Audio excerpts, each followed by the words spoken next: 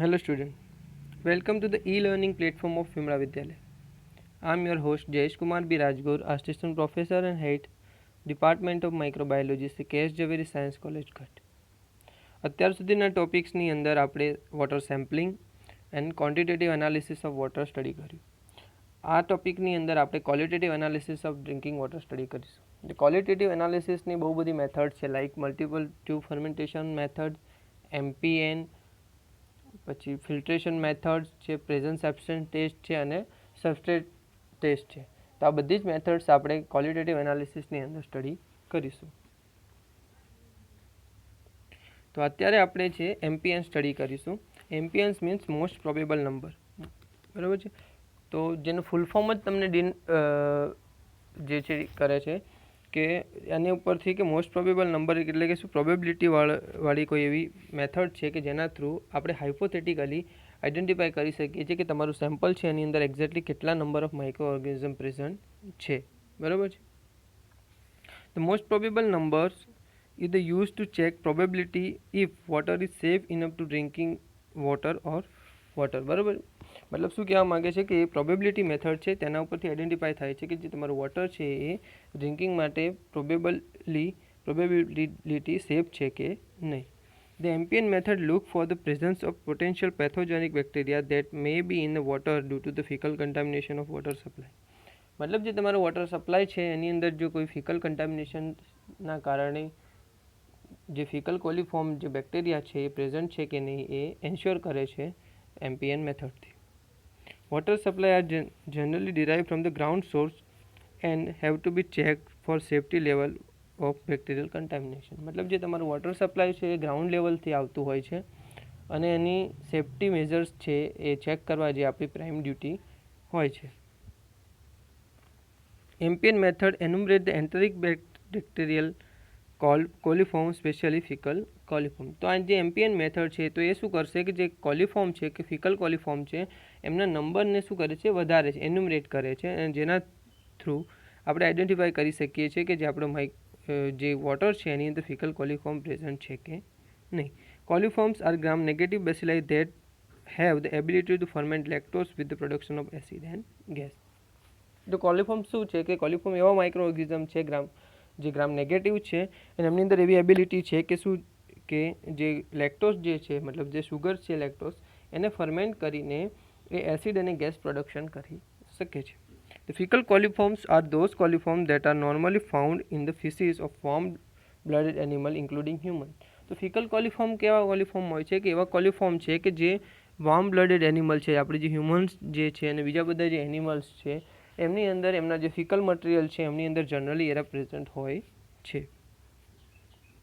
નાવ તો આપણે MPNનું principal study કરીએ તો કયા પ્રિન્સિપલના બેઝ ઉપર જે MPN છે એ વર્ક કરે છે. તો water to be tested is diluted serially and inoculated in a lactose broth. તો ફર્સ્ટ શું છે કે જે વોટર છે એને આપણે સિરિયલી ડાયલ્યુટ કરીએ છીએ અને એ જે ડાયલ્યુટેડ વોટર છે એને આપણે સિરિયલી જે સિક્વન્શિયલી જે ડાયલ્યુશન છે એના બેઝ ઉપર આપણે જે લેક્ટોસ બ્રોથ છે એની અંદર ઇનોક્યુલેટ કરીએ છીએ. Coliform if present in a water utilize the lactose present in a medium to produce acid and gas. જો તમારા જે વોટર જે છે ડાયલ્યુટેડ કરેલું છે કે જે તમારું સેમ્પલ છે એની અંદર કોલિફોર્મ પ્રેઝન્ટ હશે તો એ જે તમારા જે મીડિયમ જે છે લેક્ટોઝનું એની અંદર જે લેક્ટોઝ છે એને યુટિલાઇઝ કરીને એસિડ અને ગેસ પ્રોડક્શન કરશે. The presence of acid is indicated by the color change in the medium and the presence of gas is detected by the gas bubbles collected in the inverted Durham's tube present in the medium. તો પછી તમને ખબર કેવી રીતે પડશે કે જે એની જે તમારું સેમ્પલ છે એની અંદર એસિડ એન્ડ ગેસ પ્રોડક્શન થયો છે કે નહીં. તો તમારું મીડિયમ છે એની અંદર આપણે ઇનિશિયલી જે છે pH ઇન્ડિકેટર ડાઈ એડ કરીએ છીએ. તો જેના કારણે જો સપોઝ તમારા મીડિયમની અંદર એસિડ પ્રોડક્શન થયું છે તો એનું મીડિયમનું pH છે એ ડાઉન થશે અને જેના કારણે જે ડાઈ જે છે એ કલર ઇન્ડિકેશન આપશે, બરાબર છે. તો એ શું થયું, તમારું એસિડ પ્રોડક્શન ઇન્ડિકેટ થશે. તો ગેસ પ્રોડક્શન કઈ રીતે ઇન્ડિકેટ કરશે, તો જો ગેસ પ્રોડક્શન ઇન્ડિકેટ કરવા માટે આપણે ટ્યુબની અંદર જે તમારી જે મીડિયમની ટ્યુબ છે એની અંદર એડિશનલી એક ડરહામ્સ વાઇલ એડ કરીએ છીએ. ડરહામ્સ વાઇલ્સ મતલબ જે તમારી ફ્યુઝન ટ્યુબ હોય છે ને એ ટાઈપની ટ્યુબ હોય છે, નાની એવી, એને આપણે ઇન્વર્ટેડ કરીને મીડિયમની અંદર એડ કરીએ છીએ. તો ઇનિશિયલી એની અંદર કોઈ જ ટાઈપનું એર બબલ્સ આપણે રાખતા નથી. પણ જેમ જેમ જો ગેસ પ્રોડક્શન થશે તો એ ડરહામ સ્માઇલ્સ ઇન્વર્ટેડ હોવાના કારણે એની અંદર જે છે કલેક્ટ થશે અને એ બહાર નીકળી શકશે નહીં. તો આફ્ટર ઇન્ક્યુબેશન જો તમે તમારા મીડિયમનો કલર ચેન્જ થતો દેખાય છે અને એની અંદર જે ડરહામ સ્માઇલ છે એની અંદર ગેસ કલેક્ટેડ થયેલો દેખાય છે તો આપણે એ ટ્યુબને શું પોઝિટિવ ઇન્ડિકેટ કરીએ છીએ. The number of total coliform is determined by counting the number of tubes giving positive reaction, both color change and gas production, and comparing the pattern of positive result, the number of tubes showing the growth at each dilution with the standard statistical tables. બરાબર. તો હવે શું છે કે જો તમારી જે tube છે જે પોઝિટિવ રિઝલ્ટ આપતી હશે પણ પોઝિટિવ ટ્યુબ આપણે કોને કાઉન્ટ કરશું કે જે ટ્યુબની અંદર એસિડ પ્રોડક્શન બી થાય છે ને ગેસ પ્રોડક્શન થાય છે એ બંને જ વસ્તુ જેની અંદર થતી હશે એને આપણે પોઝિટિવ ટ્યુબની અંદર કાઉન્ટ કરીશું. અને સિરિયલી આપણે જેમ સિક્વન્સલી જેમ ડાયલ્યુશન કર્યું છે એમાં ઈચ ડાયલ્યુશનની અંદર જેટલી બી ટ્યુબો પોઝિટિવ જોવા મળે છે એ બધી આપણે કેલ્ક્યુલેટ કરશું અને એ જે નંબર તમને મળે છે એને જે સ્ટાન્ડર્ડ ડેટા છે એમપીએનનો એની સાથે કમ્પેરિઝન કરીને આપણે નંબર ઓફ માઇક્રો ઓર્ગેનિઝમ કેટલા એની અંદર પ્રેઝન્ટ છે એ આપણે આઈડેન્ટિફાઈ કરી શકીએ છીએ. આઈ હોપ તમને બધાને પ્રિન્સિપલ સમજણમાં આવી ગયો હશે. Now the MPN method thus enumerate the fecal coliform in the water sample. Each E. coli is thus used as an indicator organism. मतलब જે તમારો MPN મેથડ છે એની અંદર E. coli ને આપણે ઇન્ડિકેટર ઓર્ગેનિઝમ યુઝ કરીએ છીએ અને એના થ્રુ આપણે આઈડેન્ટિફાઈ કરીએ છીએ કે તમારું વોટર છે એ સેફ છે કે નહીં. તો MPN મેથડ જે test include 3 level of testing, બરાબર છે.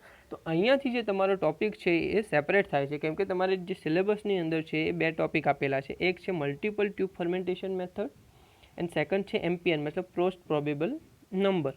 તો MPN અને મલ્ટિપલ ટ્યુબ ફર્મેન્ટેશન મેથડ છે એનો જે ફર્સ્ટ ટેસ્ટ છે મતલબ જે પ્રિઝમ્પટિવ ટેસ્ટ છે એ શું છે કોમન હોય છે, બરાબર છે. તો જનરલી તમે જ્યાં બી ઓનલાઈન સર્ચ કરશો તો ત્યાં તમને છે ને કોમનની એક જ વસ્તુ બતાવશે. જ્યારે તમે MPN સર્ચ કરશો ત્યારે તમને મલ્ટિપલ ટ્યુબ ફર્મેન્ટેશન બતાવશે અને મલ્ટિપલ ટ્યુબની અંદર બી MPN બતાવી શકે છે. તો જે પ્રિઝમ્પટિવ ટેસ્ટ છે એ શું છે કે બંને મેથડ માટે શું છે કોમન કેલ્ક્યુલેટ કરવામાં આવે છે. એટલે આપણે છે ને પ્રિઝમ્પટિવ ટેસ્ટને MPN અને મોસ્ટ પ્રોબેબલ નંબરની જે છે એની અંદર અને મલ્ટિપલ ટ્યુબ ફર્મેન્ટેશન મેથડ છે એની અંદર કોમન કેલ્ક્યુલેટ કરીશું, બરાબર છે. તો ટોટલ જે છે આ જે મલ્ટિપલ ટ્યુબ ફર્મેન્ટેશન મેથડ છે એ 3 પાર્ટની અંદર ડિવાઈડ થયેલી છે. તો ફર્સ્ટ છે પ્રિઝમ્પટિવ ટેસ્ટ, સેકન્ડ છે કન્ફર્મ ટેસ્ટ અને લાસ્ટ છે કમ્પ્લીટ ટેસ્ટ. મતલબ જે પ્રિઝમ્પટિવ ટેસ્ટનું જે રિઝલ્ટ આવે છે એના આપણે કમ્પેર કરવા માટે આપણે કન્ફર્મ ટેસ્ટ પરફોર્મ કરીએ છીએ અને જે કન્ફર્મ ટેસ્ટ આવે છે એને સ્ટાન્ડર્ડાઇઝ કરવા માટે આપણે કમ્પ્લીટ ટેસ્ટ પરફોર્મ કરીએ છીએ. જો કઈ રીતે પરફોર્મ થાય છે એ આપણે આગળના લેક્ચરની અંદર સ્ટડી કરીશું. અત્યારે આપણે ફોકસ કરવાનું છે MPNના બેઝ ઉપર પ્રિઝમ્પટિવ ટેસ્ટને માટે.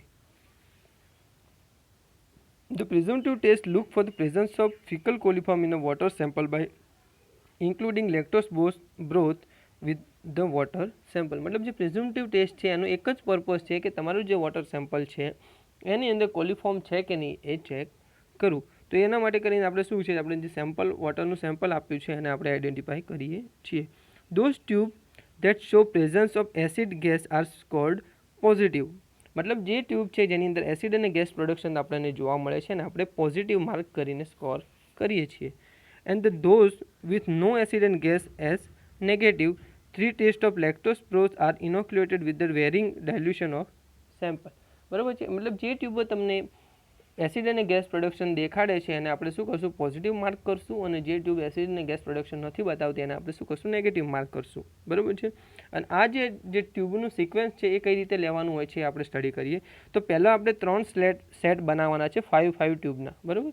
તો કઈ રીતનું હશે તો first 3 or 5 tube inoculated with the 10 ml of sample. મતલબ જે પહેલાં જે સેટની અંદર 5 કાં તો 3 ટ્યુબ લઈએ છીએ પણ કેવી કે એની અંદર 10 ml જે છે તમારું સેમ્પલ એડ કરવાનું હોય છે.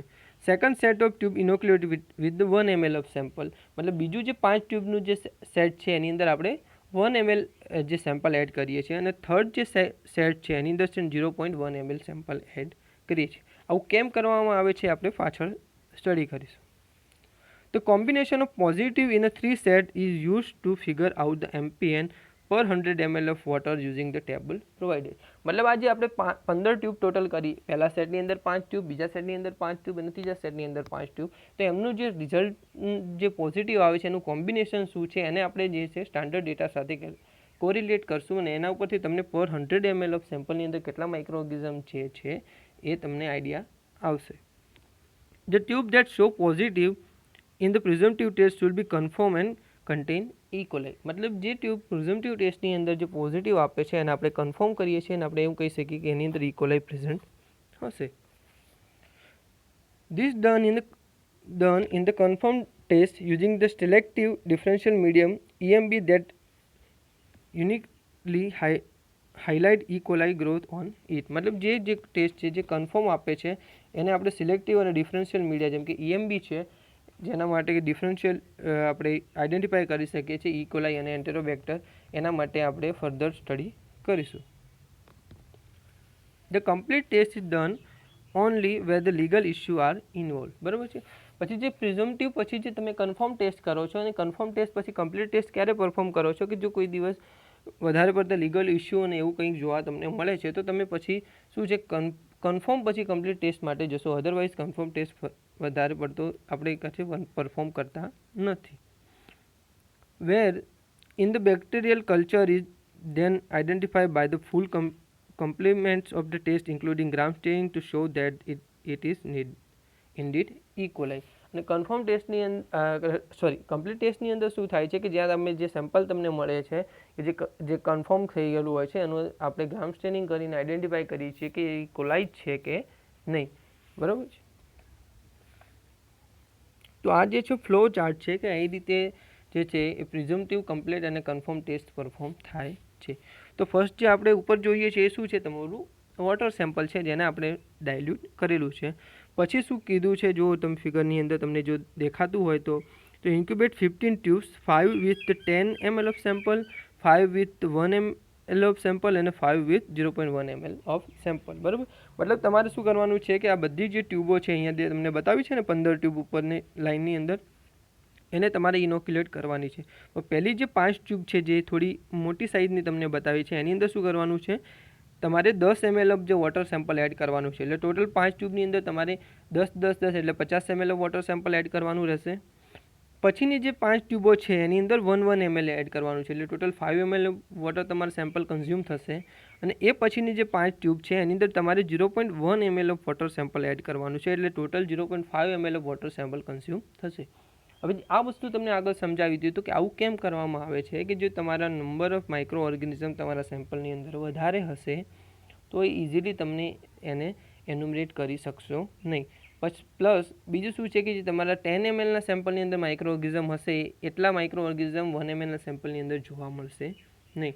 સપોઝ એટલા જે નંબર ઓફ માઇક્રો ઓર્ગેનિઝમ છે 0.1 mlના સેમ્પલની અંદર તમને જોવા મળશે નહીં. તો આપણે સિક્વેન્શિયલી શું છે જે ડાયલ્યુટેડ સેમ્પલ છે એને બી ફર્ધર ડાયલ્યુટેડ કરીએ છીએ. એટલે તમારે જે કોન્સન્ટ્રેશન જે નંબર ઓફ માઇક્રો ઓર્ગેનિઝમ તમે લો છો એને તમે ધીમે ધીમે શું કરો છો રિડ્યુસ કરી જાઓ છો. એટલે તમને આઈડિયા આવે છે કે એક્ઝેક્ટલી 0.1 નંબરના જે તમારો ટેસ્ટ જે સેમ્પલ છે એની અંદર કેટલા માઇક્રો ઓર્ગેનિઝમ પ્રેઝન્ટ છે. બરાબર છે.